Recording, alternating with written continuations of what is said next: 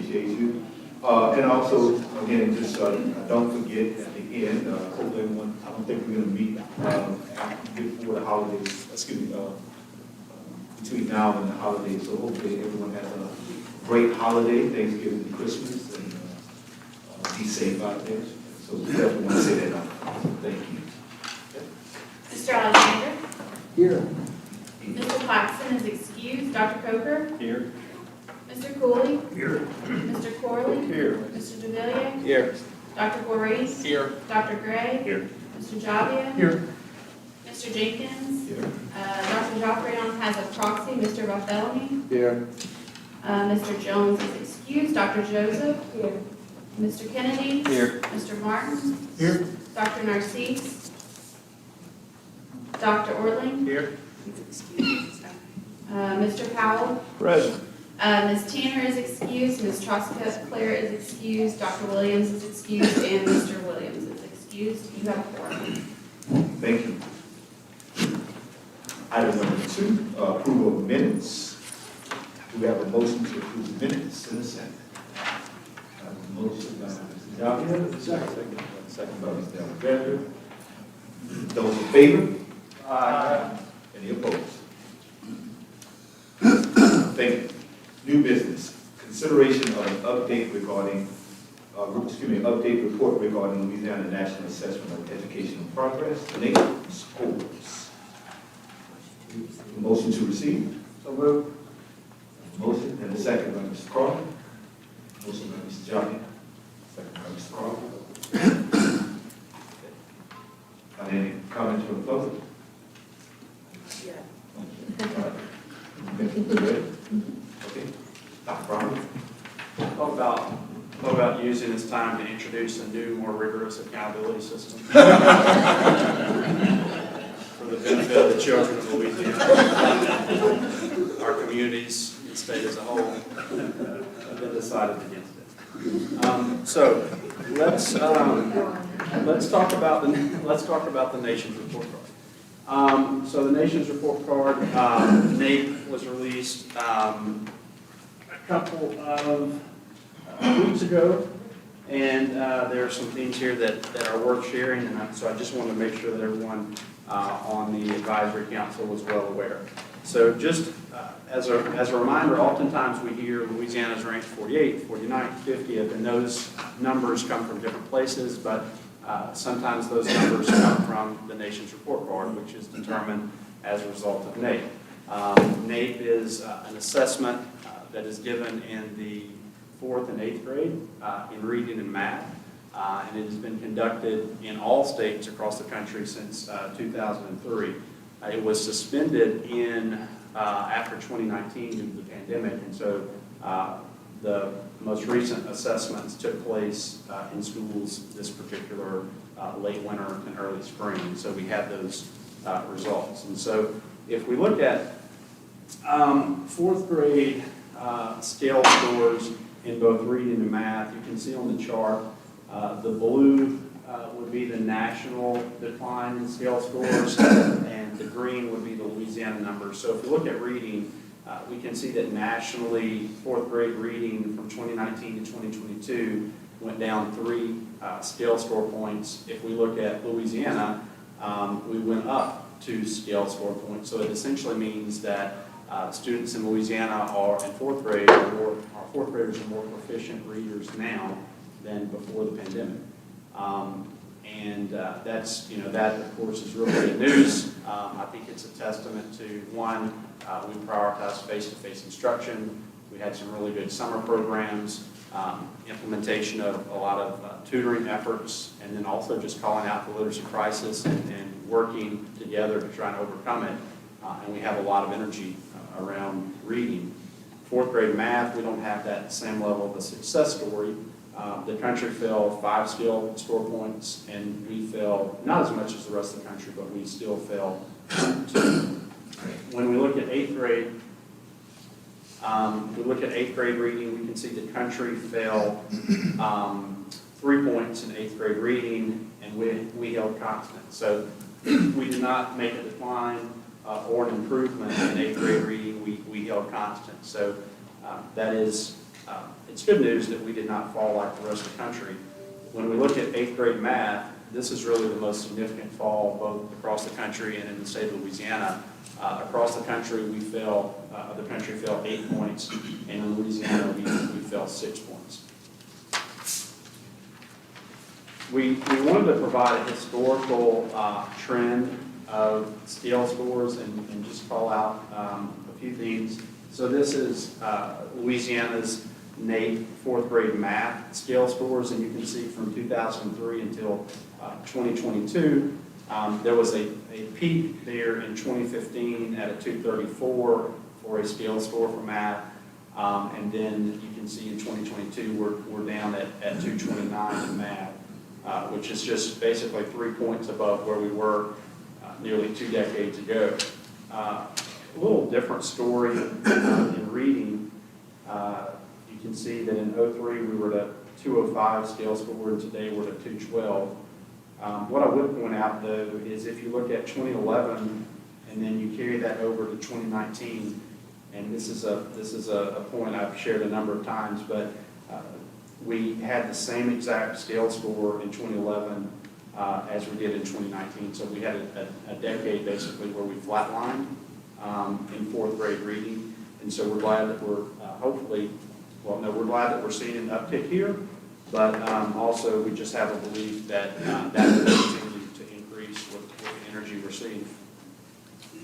I really like this slide. This is just a graph to show that Louisiana was number 1 in the country for 4th grade reading growth.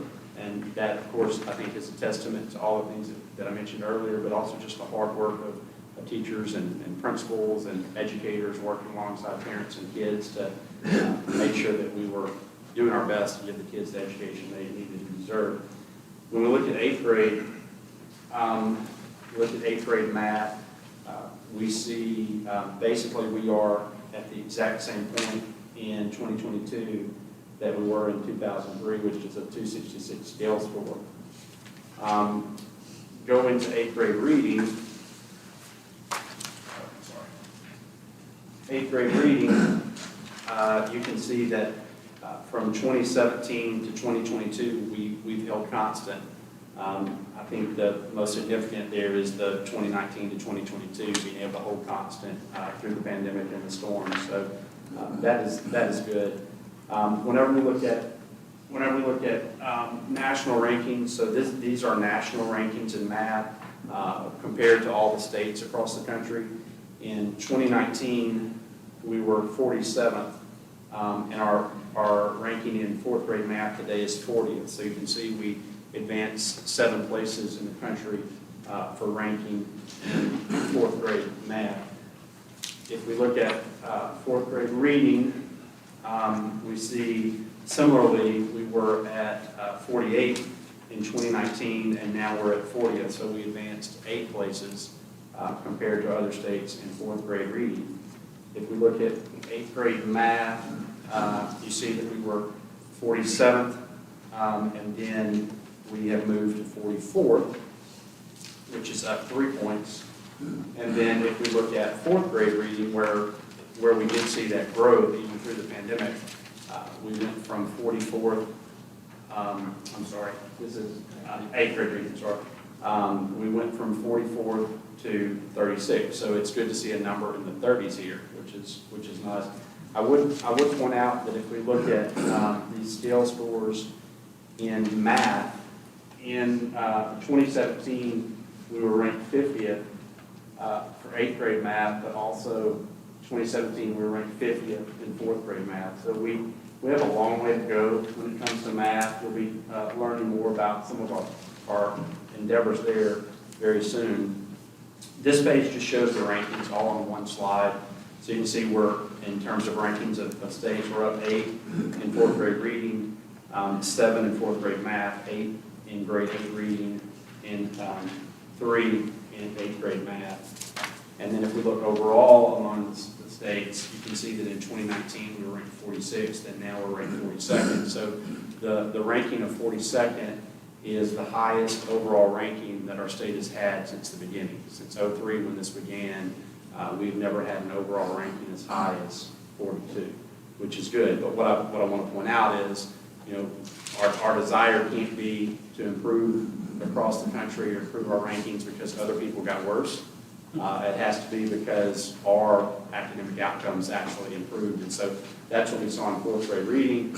We need to likewise see that in all the other categories as well.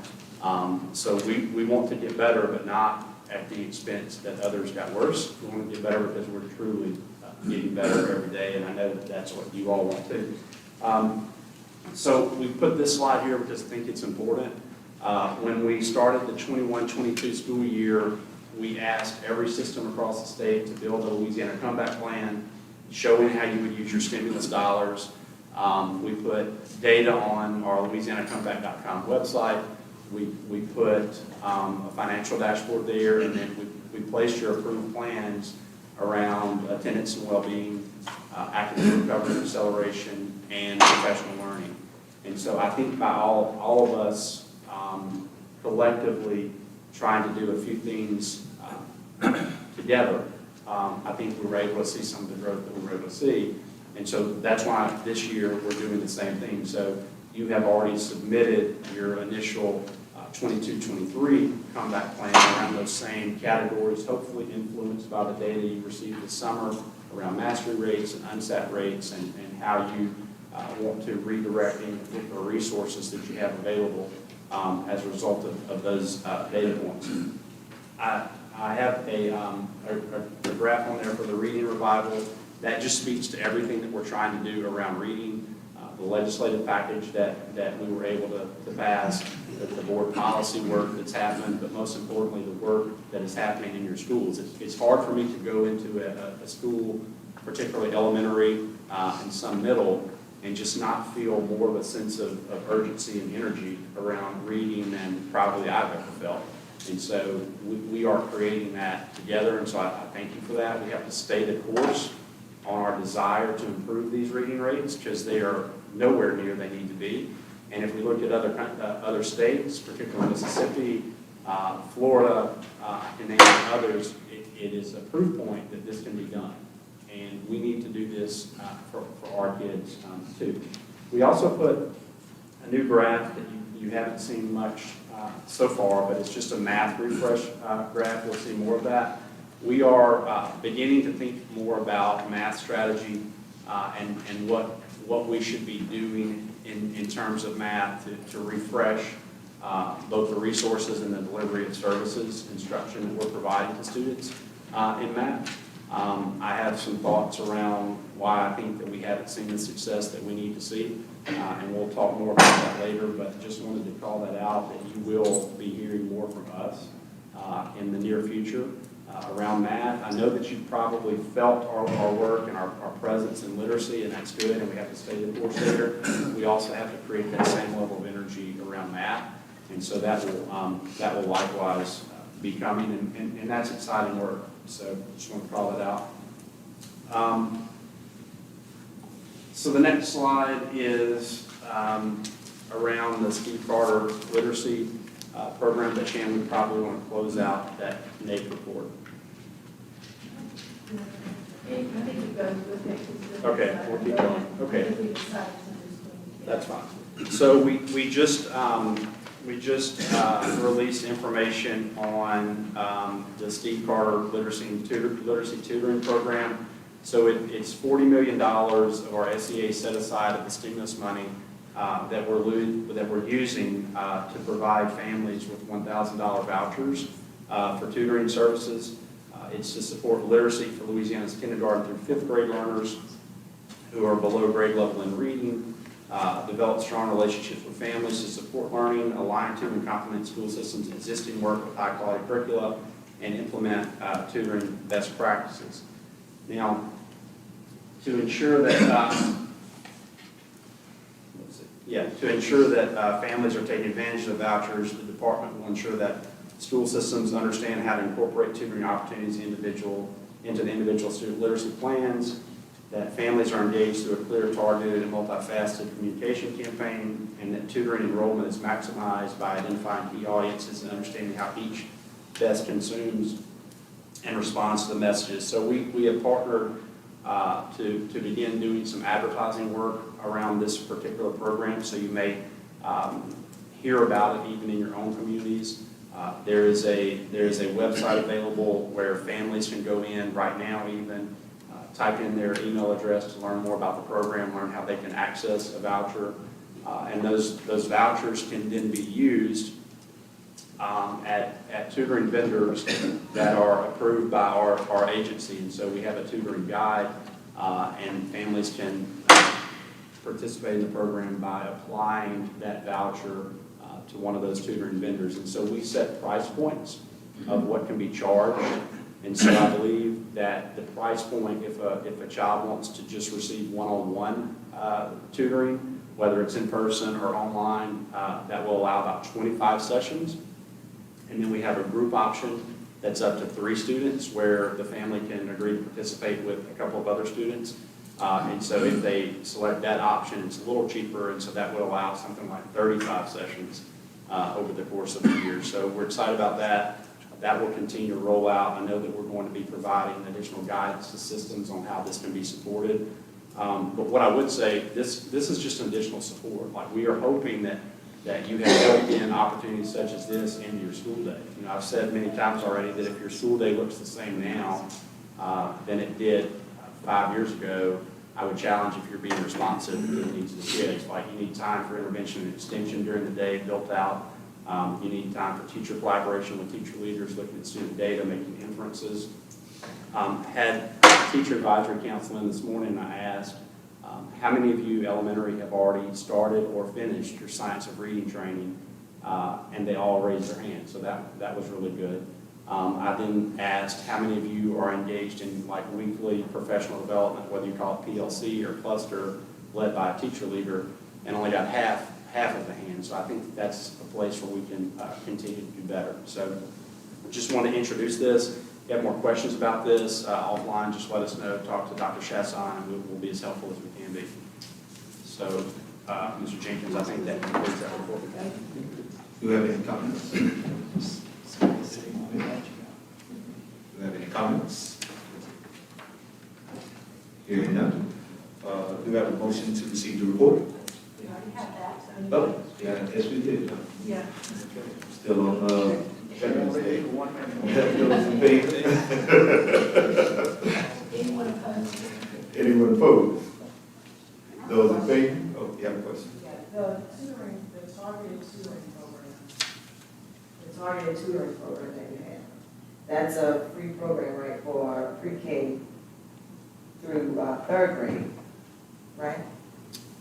Well, it depends. If a student has not met the level on their beginning of the year screener, then they would qualify. Or if they're this year's 4th grade or 5th grade, it would be their scoring last year on their lead test. And yeah, it's no charge to the family. So they have this and they have this Steve card. Oh, I thought you were talking about the Steve Carter. No, this is targeted tutoring. Is this the same thing or is it? I'm not sure what you're referring to, but probably so. It's probably the same thing. I don't know what you're referring to. Okay. It's an early literacy tutoring solution through Louisiana Real. Oh, that's real. Yeah, that's a different endeavor of a different set of dollars, and Dr. Chasson can talk about that when she comes up. We have a motion to receive and a second. Those in favor? Aye. Any opposed? Okay. We got agenda item 3.2, consideration of revisions to Bulletin 130, regulations for the evaluation and assessment of school personnel regarding educator observations. Motion to receive the report. Motion and second. Motion by Dr. Ortling and second by Mr. Jolly. Ms. Brown, Dr. Ortling. Yes, sir. Dr. Chasson is going to provide this report. I will introduce it. If you all recall, the first year of the first school year of the pandemic, we put in place a policy that basically said if you do an observation of a teacher and it's satisfactory, you don't have to do the additional observations. The rationale for that was, of course, the teachers performing at that level that we see fit, but also we wanted to be able to focus principal and assistant principal time on teachers who needed the support the most, and also recognizing that there was a lot of extra activities required as part of the pandemic. So we put that policy in place individually each year over the last couple of years, and it has been fairly well received. And so what we're introducing today is just a permanent policy to be able to do that moving forward. That again requires the initial evaluation, and then you're making decisions based on the result of that initial evaluation, and then allows principals and assistant principals time to then go focus energy and efforts on maybe teachers who need that support the most, and or new teachers. So Dr. Chasson, you may want to mention real, Dr. Joseph's question, if you need to, we can do that later, but also the educator observations. Sure, good afternoon, everyone. So, Dr. Brumley, if you don't mind the clicker. Yeah, sorry. We have 2 slides for this particular item. The first of which is sort of the precursor to what Dr. Brumley just introduced. But there was a movement a few months ago from our Teacher Certification Appeals Council. And I know Superintendent Joffrion, who's not with us today, Superintendent DeVilliers, who is here with us today, both sit on that Teacher Certification Appeals Council. And the role of that council is to take case-by-case deliberation around any certification questions, concerns, to appeal the certification process for anything that is outlying current policy around teacher certification. And I know all of you in here are aware that some time ago there was a policy that linked teacher certification with teacher evaluation.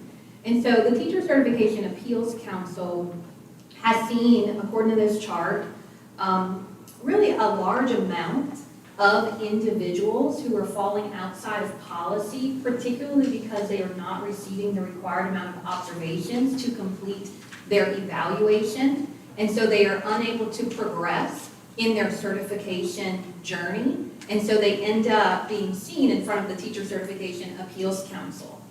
And so the council decided 2 meetings ago, they just met last week, but in their meeting before that, they decided to really flag this for Bessie in their meeting minutes. And when Bessie convened in October and received the TSAC meeting minutes, they asked us as a department to provide a report with some data around how many individuals this is happening to. We've separated out for you all today. This is just for traditional public districts, so this doesn't include our charter systems. Those are a different set of numbers. The numbers look a little different when they're added back in, but we wanted for you all today to see these numbers. You see we do have quite a bit of cases being seen by TSAC at this point for those individuals who are not receiving the 2 required observations. And we know this happens for a variety of reasons. This could be leadership turnover at the school level. This could be the teacher themselves leaving and moving to another school or moving out of the school system. We see individuals in TSAC who maybe are going from charter to public. And so there's a variety of things that cause this to happen, but we are seeing a good bit of individuals get stuck in their certification process. So TSAC really just wanted to flag that for Bessie. Bessie is now asking for some additional data points around it that we will be providing at December Bessie.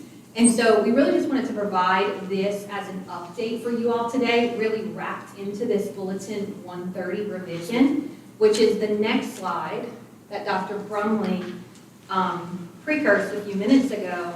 And this would be to make what we've had as a waiver due to COVID a permanent change in Bulletin 130.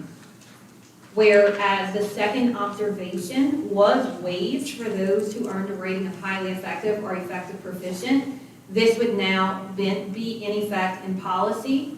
But noting that last bullet, that an evaluatee who receives a rating of highly effective or effective proficient may still request a second observation. So we heard in the last 2 years some really great feedback about this waiver. We really heard that this was alleviating an administrative burden. School systems liked the flexibility.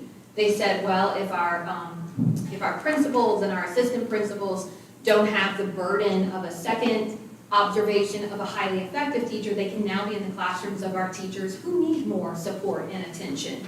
Or maybe we can now more flexibly use our walkthrough observation process instead of having this second. And so school systems really appreciated the flexibility, which is why we're seeking this as a permanent change, because we've heard such positive things about it. We have heard, however, from some teachers that they want that second observation. If they maybe were rated effective proficient, they want the opportunity to get a highly effective on their second observation. And so we still wanted to build in the flexibility where that teacher can request that second observation if they choose. And so that's a part of the policy as well. So I'll pause here for any questions, but also really interested in any thoughts or comments on this first slide. We are capturing anything that you all say today so that we can include in our December Bessie report on these numbers and on what school systems are facing as certification is tied to evaluation. Comments? Yeah, just one question. Point of clarification, is this for the 22-23 or would it be 23-24 year? This would start this school year, So it would be for second semester. yes. I just texted staff that if we're going to do that, we need to do an emergency rule for this. So that was kind of a little bit more specificity. When will Bessie consider this? At the December meeting. December meeting, and so if it were to pass, then As an emergency rule. And so you would all still be following the same guidance as the past 2 years. It would really be for continuity. Thank you. Any other questions or comments? Ms. Martin? If a teacher requests a second observation, is the district required to do it at that point, or is it fielder's choice? I'm trying to read in here the requirement. So if a teacher has got a proficient and requests a second observation, is the district then obligated to do it? Which page are you looking at? the last I'm looking at the draft policy. Yeah, in the corner, 3.2. I'm looking over at our policy team for the answer. Yeah, and in which section? It's not. Ashley, is it Well, silent on where that? it mentioned It's is silent. teacher requests. Okay, that's a good point. We should probably make the adjustment there. To me, it seems like if they ask for it, they should probably get it. I agree with that, but That's a good point. Yeah, we'll make it. We can make that change. Any other comments or questions? Are you done?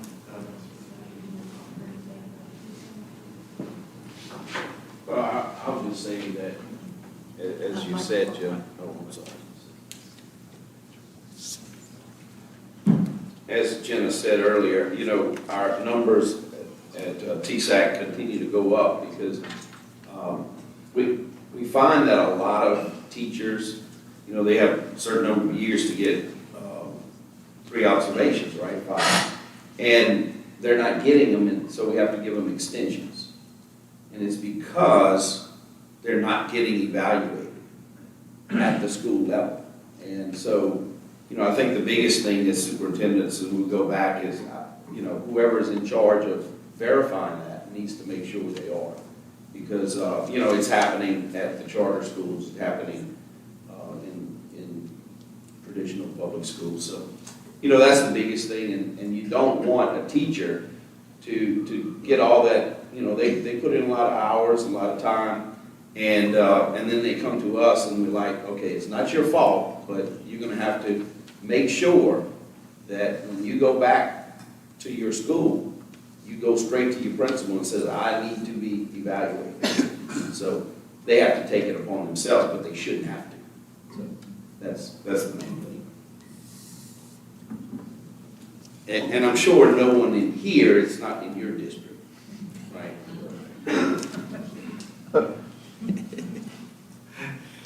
We have a motion by Dr. Only and a second by Mr. Javier.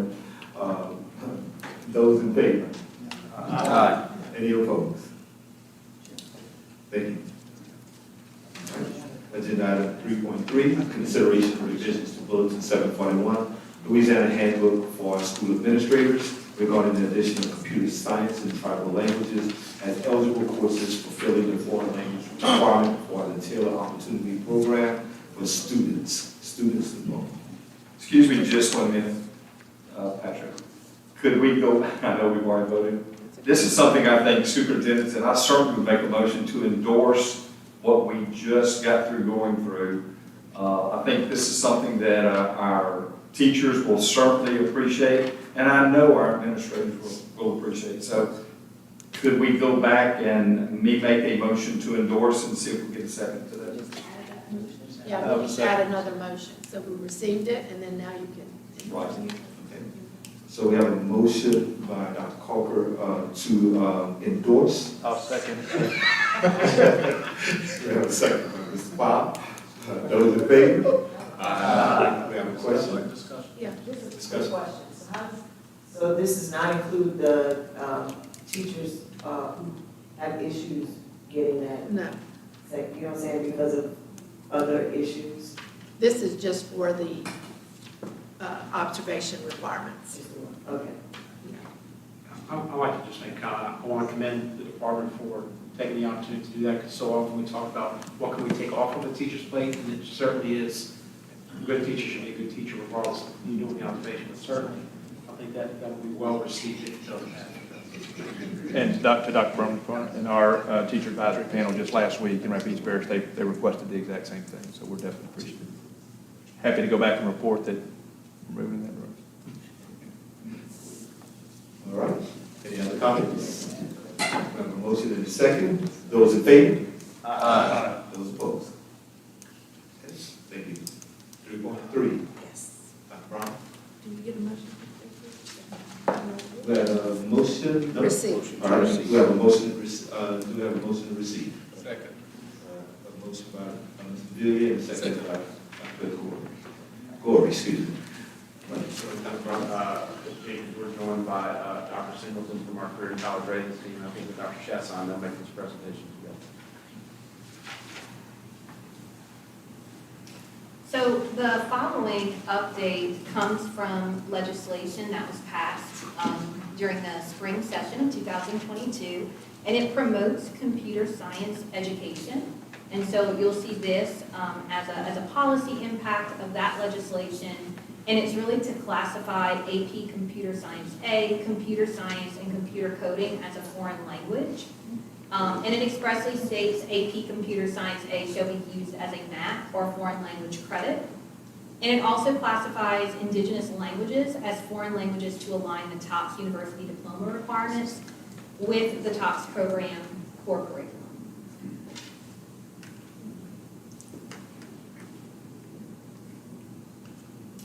So foreign language, if that sub is then in place for computer science courses, those computer science must follow a few things. They must be aligned with a coding language approved by the Louisiana Workforce Commission on the industry-based certification state focus list. They must be taught by an instructor certified in computer science, include the industry-based certification test aligned to the course taken during the first course or the second course, and have the students pass or fail status for the industry-based certification exam reported to the state. So in addition to this change in legislation also created a computer science advisory task force that has now convened several times and brings together a group of stakeholders from across the state who are all interested in computer science education and what we can do to better promote and encourage and really solidify computer science education as a state. So this task force has met several times, and they've begun really researching and digging into how to make a plan to really shore up computer science education in our state. A part of that plan will be to develop computer science education standards, and for us to release guidance and resources around computer science education. So just letting you all know that that's to come in addition to this policy change. If we will see more computer science courses, more computer science education across the state, we certainly will hope to have standards and resources available for those courses.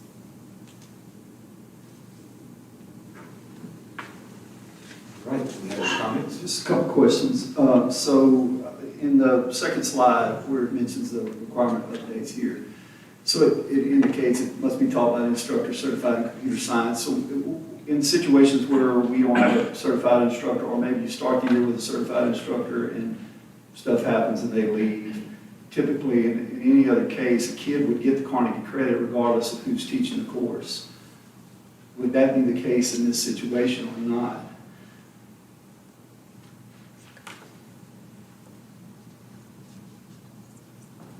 I would assume so. Yeah. We'll get our legislative team to go and look at what I mean, the law actually says. it doesn't matter, you know, if it's math, Yeah. we have uncertified math teacher, we hold the kid harmless in that situation. The other piece of that, would there always, I mean, I don't think there would always be an IBC associated with one of these courses, correct? For the computer science as a coding language, yes. Okay, We have but for the IBCs in Apple Swift, Java, HTML, CSS, Okay. Python, there's another one, Unity coming up for approval. So for the computer science as coding, I got you. that's the one that has the IBC attached to it. Okay, thank you. Chancellor, so will this become effective for this school year or the following? Next school year. Next school. Yes. My question would be, is this something we see kind of as a national trend? Is that what led us in this direction? Yes, it is. We consulted with other states on this policy where they have actually enacted this already, so yes. Any other comments or questions? And my thoughts around the question was really just thinking ahead as to how will this affect some of our foreign languages programs in the building and of those programs as we go out, but thank you. Yeah, Superintendent Gore, this is legislation that passed at the Capitol last session that allows for these things to happen. And so, keep in mind, it doesn't prevent those already established foreign languages, it just provides us as an additional option. And there was a lot of discussion at the Capitol in the spring around this change and how it might impact, foreign language education in the state. So I do think that's something that we just need to keep a close eye on. And I think this language too is a foreign or a new language, a new way of communicating. I think there's so much research around, strengths of students that do successfully go through some of those traditional foreign language programs. Since Dr. Gordy opened this up for questions, it specifies AP computer science, advanced placement, so a dual enrollment would not meet this criteria. AP Computer Science is already an approved course for math, and so we added it here because we already have it as an approved course on the graduation requirements. So if we're offering a dual enrollment through one of our local universities for coding in any of those scripts that you just described, that would not be eligible for counting for the math credit or the foreign language credit because it's not in this update. I'm not reading what's in here, but according to what's on the slide, it just specifies AP. Yeah, it's just AP, computer science. We would have to further delve into what's included with regards to the computer coding, if that's your question. Yeah, so the blank or the big question is if the student were to take dual enrollment computer science and not AP, would they be eligible for the same option? This is, Mr. Wallace, correct me if I'm wrong, because you do legislative work on this, but this is coding, not just computer science. So you can't just take a general computer science course. This is actually coding as a language to substitute for the other more traditional foreign languages. Because the question still stands, so if it's a dual enrollment course and not just an AP course to do the same thing. That sounds like a request, and so I think we can go and check on that. It would need to be in that list that's provided, we would have to add it in there to do that. So do we need to make a motion to that effect, or, you're just giving an update on this? I think we would have to go back and look at the legislation to see the wording in there, which is. Well, the legislation is going to give you the minimum requirement, that there would be no reason that we couldn't add it. It depends on the way it's worded. Do you want me to go to the link or? I think we hear the request of what you're asking for. We're happy to go back and look at legislation. If it allows, we're happy to look at that. Okay, thanks. So does it, C and D are two different, we're saying two different things, is that right? So C says AP and D says coding, or computer science. Correct. So the computer science that included coding or a dual enrollment course, I see what Mr. Powell is asking. Should a dual enrollment be included in C? Is that what you're asking, Jeff? Yeah, if you go back to the bulletin, you have all of them listed, bulleted out separately, so there's no delineation between, well, I guess it is delineated, there's just the AP Computer Science A, which I think what we're saying would be the coding course. And I think Ms. Singleton said that this is already a policy, and so that's why that. It's in there, the way it is. It's already, Gotcha. yes.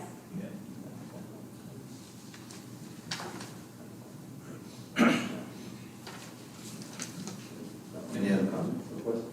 Yeah. But it can't be used as both.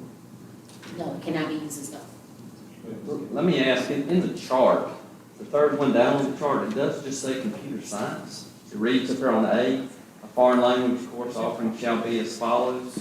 And then the third one does just say computer science for the foreign language. That would include the dual enrollment for sure there, huh? Because that appears as just any computer science course that we offer. Again, under A in the chart, I'm not looking at C, D, or E. And it says shall be. So is that just taking any computer science course, including the dual enrollment that we could possibly offer? Yeah, as long as it should align to, no, because these are computer science code. It also lists, it lists the AP above that on line 1 and 2, and then it lists computer coding on line 4, and then the indigenous languages on line 5. But computer science itself is listed right in the very middle of that chart. Just curious. Is it that the AP Computer Science can use its math or foreign language, the ones listed in the chart are only? I think the one in the chart is only the foreign language, but it would take care of the foreign language. If I'm not correct. That's fine. Okay, so Ethan did look at the legislation, and this is included in legislation, so the dual enrollment would count. If it's a dual enrollment coding course. And what we So I do think is- now our question is really around the way this, on page 3.3, section A, it specifically says, and I think it was confusing, is this the current policy or is this all new? Because normally we denote like different colors or things like that. Underline, so starting with AT, it's new. Okay, so this says the foreign language course offerings shall be as follows, and it lists computer science, to William's point. It doesn't say AP computer science, it doesn't say, it just says computer science, which would lead, I think, most of us in the room to say, whatever we're offering is computer science for the school. In this case here, it's just high school credit computer science. As a foreign language. That's a foreign language. Yeah, so this box mine has all of them listed, all of the various foreign languages, like in policy. So these are the last few courses that are going to be added to that box. And so just like we have dual enrollment French, we have dual enrollment Spanish, also on the top score. Do you have dual enrollment computer science? We do not yet, but we can actually add that later on to the top score, and that is where we would have to go to the Joint Bessie Board of Regents meeting for that. But if this policy passes as it is currently, or what you just presented to us, Yes. it says the foreign language course offerings shall be as follows, and computer science is listed as a foreign language. Yes. That's it. For me.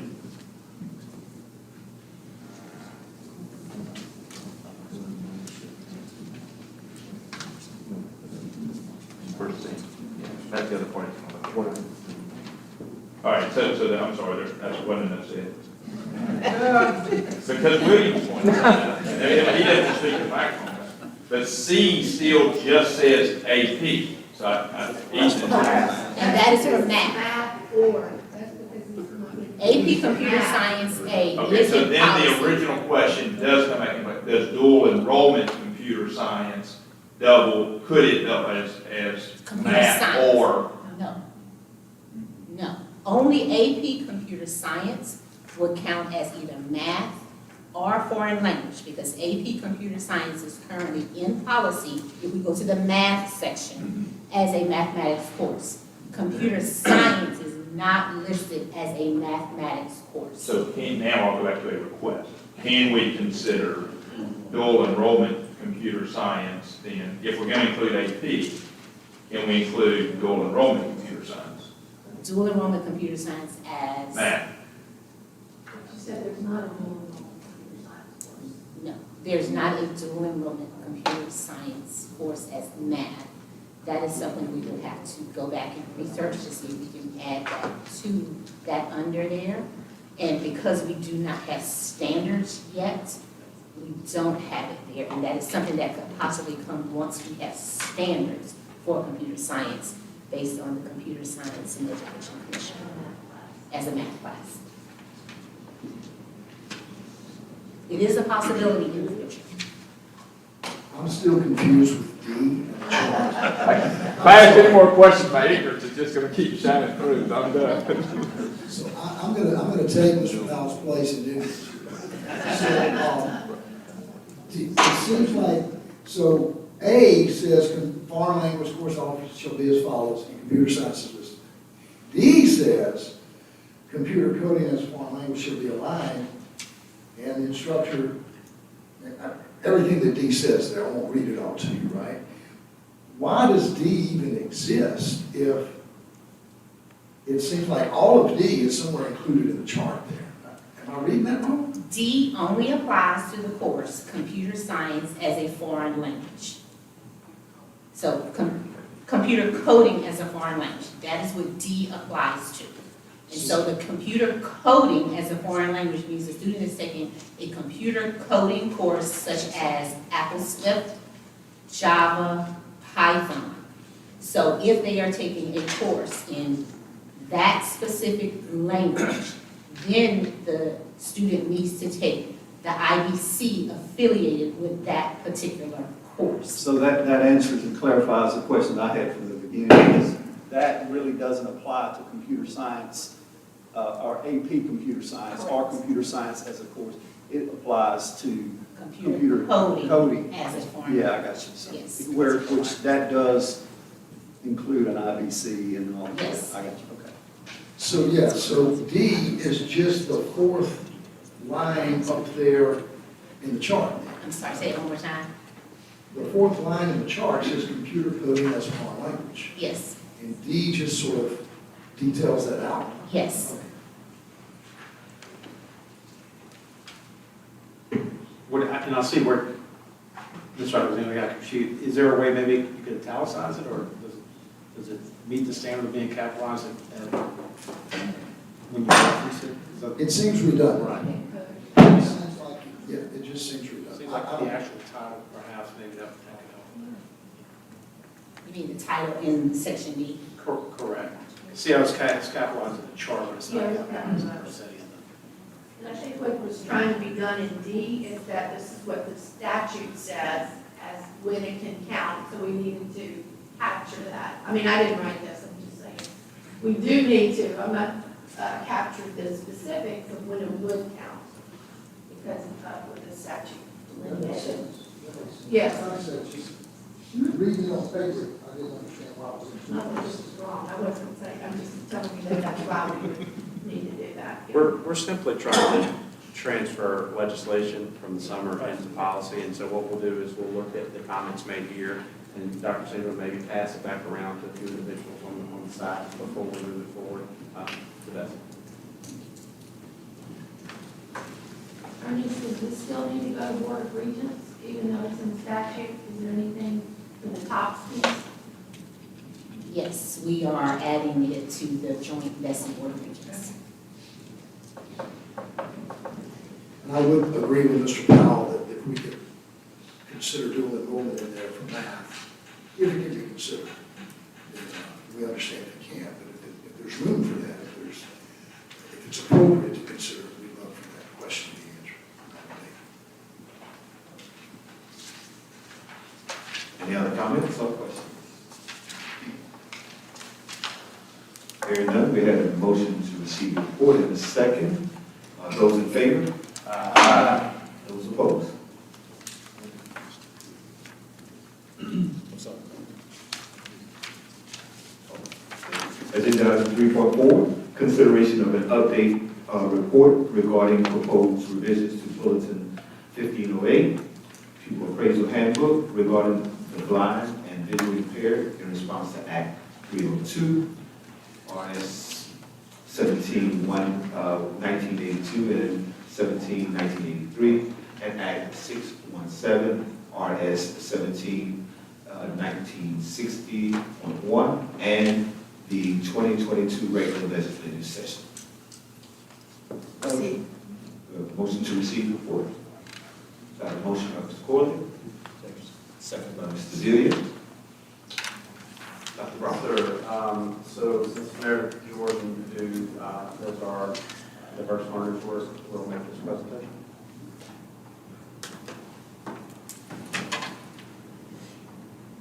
Good afternoon. It's good to be here with you again this afternoon. So I'll get started. There were a couple of pieces of legislation from the 2022 regular session that impact our students who may be diagnosed as blindness or have a visual impairment. So one of those was our Blind Students Bill of Rights, which is legislation that puts forth the responsibilities that we have to provide services to these students. The other is Act 302, which is the Blind Students Literacy and Education Act. This is the piece of legislation that really requires us to make a few updates to 1508 to be in alignment with federal definition, really, and with this legislation. And so I would like to take a quick moment to introduce someone in the audience who worked alongside me, really chaired the coalition alongside me to really talk through these updates and what this needs to look like to best provide supports to our students. So I want to introduce you all to Robin. Say hello, Robin. This is Robin King. She is the director for the Accessible Educational Materials Center here in Louisiana that the department partners very closely with. Whether you all know it or not, she's very much likely, her or someone on her staff is likely working inside your school system with your special education leaders, your BI experts, and teachers in your school systems. So I can't thank her enough for the work that she does in partnership with the department to lead what is a very specialized support for a very significant and small in numbers, but certainly important group of students who needs our support. So in order to accomplish our goal of updating our bulletins in alignment with the most recent legislation, we partnered alongside visual impairment experts and practitioners, collaborated with this coalition of visual impairment experts. We had approximately 13 individuals on that team from higher ed, from our blind and VI program at Louisiana Tech. The Louisiana Deaf Blind Project was represented, teachers from the visually impaired, our Association for the Blind here in Louisiana, and then Robin and her staff at the Accessible Educational Materials Center all really came together to look at these two pieces of legislation and what actions we need to take as a State Department. So you'll see in the draft policy updates that you have some of the alignment and clarity that our revisions are really going to bring to Bulletin 1508 around functional vision loss in our eligibility criteria. The definition in our policy did not change. Really, the legislation aligns us better to federal expectations around students who have functional vision loss. So these are students with visual impairments, and throughout their day, their vision functions at different levels. And so these are the students that we see often who their needs are not specifically seen sometimes because they have other impairments or other disabilities that are also impacting them, and their functional vision may vary throughout the day. And so This particular, so you'll see the addition here of the functional vision added into our criteria. Clarity brought around Braille skills inventories, which our schools are already doing, that is already a requirement, but adds that language that says based on grade level literacy and math standards. That really comes from federal regs that we should be, when we're assessing these students in their educational environment, inside the classroom, not just in an office location perhaps, and also on grade level standards, so that we really know how their vision is impacting their access to grade level material. You will also see in some of this language that it adds that a certified teacher of the blind or VI or an orientation and mobility specialist should be the individuals conducting those assessments. It also adds some language there, if necessary, a low vision assessment. So not all students that we see who come in with certain visual impairments may need a low vision assessment, but these are assessments where they're really going to start digging into details of what types of tools students who have visual impairment may need. For example, a magnifier, certain computer devices, enlargement devices that may help these students. So these assessments you see that get very specialized and at a very grainy, detailed level. So we have that. If necessary, a low vision assessment should be conducted to determine those very specific supports. So in a nutshell, the goal of this legislation and these bulletin updates is that we ensure all of these students going through, even if they are receiving corrective measures for vision loss or for visual impairment, that we're providing those supports and services necessary, that even with correction, their educational performance may be being impacted and they just need some additional assessments done to determine exactly what specific supports are needed. We have many school systems, educators, VIs, ensuring these students get what they need. And I can't express my thanks to you all, to your educators, those VI experts who have very specialized sets of skills. They truly, being around them, really do, does amaze me. And the attention and detail that they take to really support these students and find out at a very grainy, detailed level what these students need to be able to succeed in their classrooms. And so what are we going to do here as a department to support you in these shifts? So our partnership with the Accessible Education Materials Center is going to provide training at no cost to school systems to support these updates. And proactively, our AIM Center has already begun to do this. They've provided training and support as we worked through with the coalition, what does the policy update need to look like? They began providing training on functional vision assessments, how to give those. They are giving out free functional vision assessment kits to school systems who are attending that training. We will continue to do that with the AIM Center over the next year, as long as it takes. Our partnership with AIM is not going anywhere, so as long as it takes to get everyone trained and updated, we'll do that. And I will say, at the risk of Robin getting a lot more business, which is great, they will, if I know part of this says, and we always want the most highly qualified individuals working with our students with disabilities, right? But if you are struggling to find some of these individuals in your areas, we do partner specifically with AIM. Robin, someone from her team, they are located regionally. They will come out.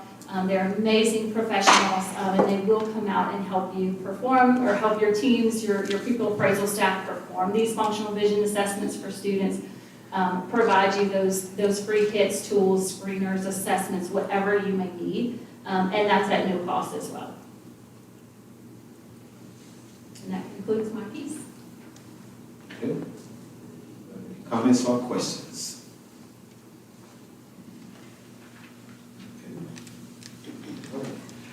Hearing no comments or questions, we have a motion and second to receive the report.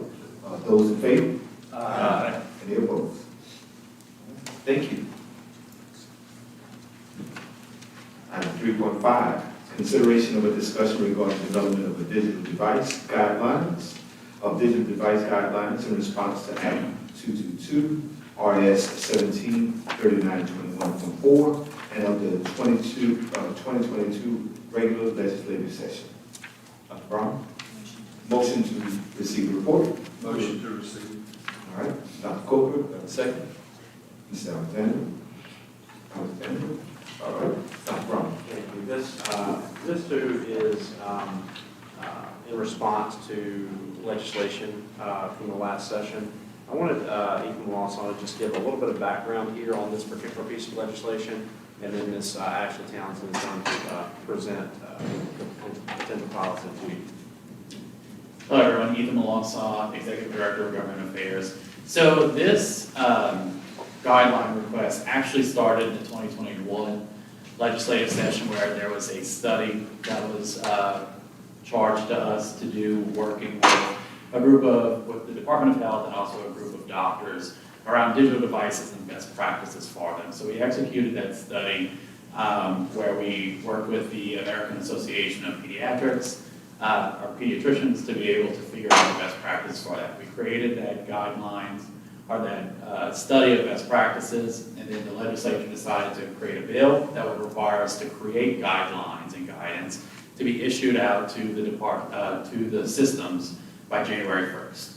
So we've worked with a group of doctors, some of them in New Orleans, the Department of Health, and also the American Association of Pediatricians as well, to come up with some best practices. So what you'll see in there is the guidance that they've created, and then the bottom half is some recommendations that that group of doctors here in Louisiana have further wanted us to include. So that's why we want to get your feedback on it. So the department did not just pull these out of thin air. This was a collaborative effort that we've done, and they're still being kind of tweaked and moved around.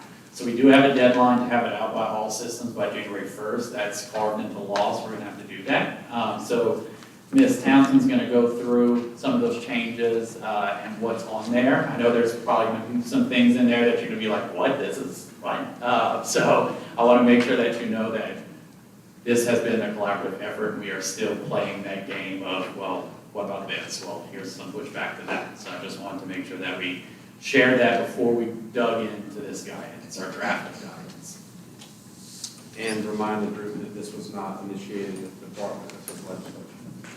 Thank you. Yes, we've been facilitating the conversation, and so we had this group of these professionals from the Department of Health, these medical professionals, and we've been recording their thoughts and jotting those down and just trying to facilitate that process as best we can.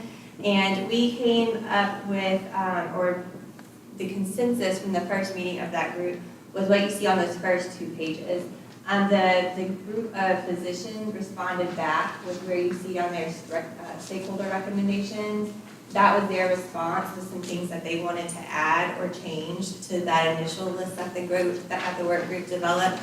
So our thought was, we need to bring this to you all since you are in the middle of this day to day and actually making use of these devices in the classrooms, to get your thoughts on what needs to change here, what language needs to be adjusted to land in a place that makes sense considering where we are as we work toward preparing students for 21st century careers, etc.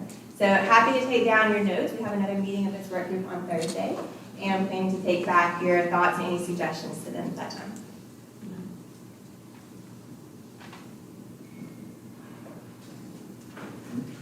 Any comments? Dr. Arnold? How do these tie into the digital literacy standards? What's that correlation between this and the standards? I know the standards reference digital citizenship, right? And what all that entails from how appropriately communicate online, so on and so forth. How are these things overlapping in this particular document? Correct, that's a great question. Some of the recommendations do relate to digital literacy and being safe online, those kinds of things that you need to teach students about. The group did want to emphasize that they were separate from just best practices in teaching students to use these devices, and they wanted to consider more the impacts on health of prolonged exposure to screens and digital devices in general. So you'll see that a lot of the points in there veer away from how to use devices and focus more on potential health impacts of long-term exposure.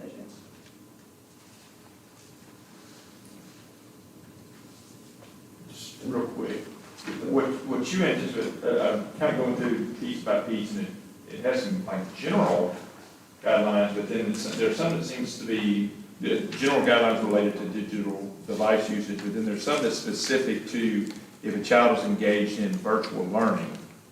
So, I mean, is this a general guideline for use in schools, period, or for those that are involved in 100% virtual education? This is anticipated to be distributed to all schools for use by everybody. School? Yeah, so, I mean, this is the first time we're seeing this, so is it okay for us to just give you feedback directly? Should we email you? Absolutely, yes. Feel free to email me at ashley.townsend@la.gov, and I'll compile all of that and take it back to the group on Thursday. I definitely appreciate you taking a look at it and helping language it.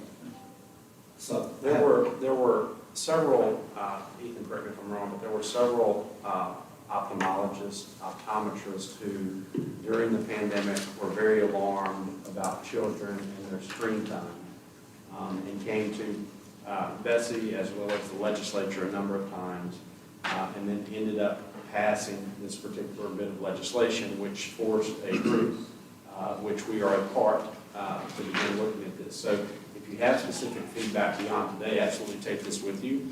And Ashley's provided her email address, shoot her an email, and she's happy to take that back to the group that's exploring the response to this particular piece of legislation.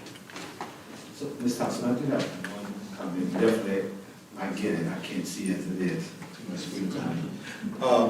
On page number 3, the 4th item, it says use of screens throughout the school day should be staggered between subjects classes so that a break is guaranteed within each hour of the school day. Could you just provide a little clarity? So the person who suggested that recommended that within a school, the different teachers who teach a set of students coordinate as to when the devices would be used.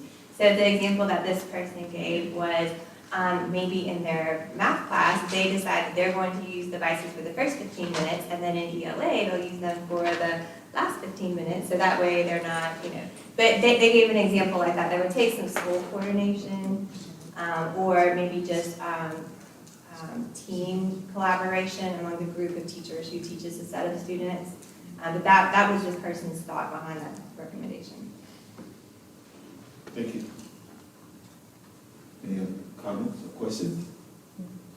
So once complete, are you going to expect us to put this in a handbook or anything like that? Like we're gonna have to.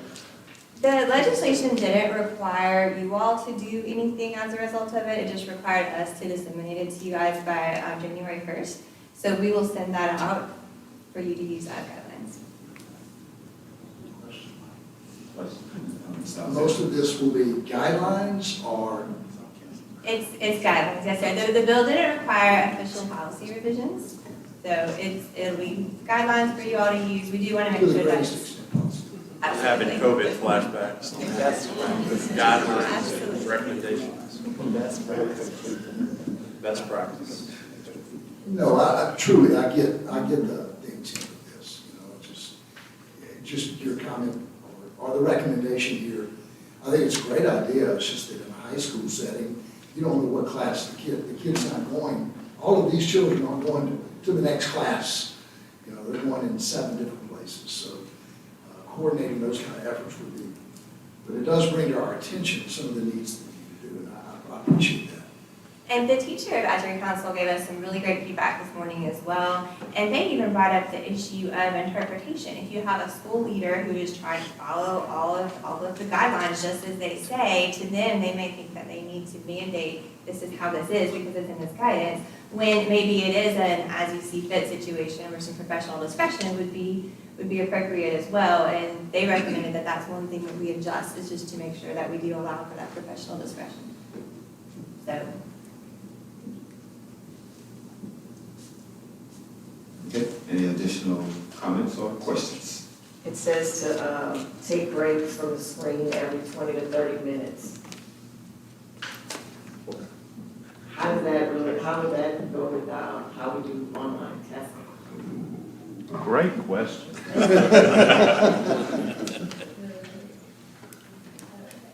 We're going to try to follow those guidelines to the maximum extent possible. You have feedback on this. I would genuinely love to receive any feedback that you have. We'll have to put an asterisk by that one, except during testing. So we have a motion to receive the four. We have a motion and a second. Those in favor? Aye. Any opposed? Thank you, appreciate it. And I think this is our last agenda item, so we definitely appreciate your time. Safe travel. A couple of comments before we go. One is, I'm going to harass you about third and fourth graders every time I see you. As you're driving home, think to yourself, am I doing enough for my third and fourth graders this year? And then also as a reminder, we're doing the briefing with you all tomorrow, I believe, what, Ted, 3 p.m.? 3 p.m. tomorrow on SPS DPS rules. Bill, safe travels.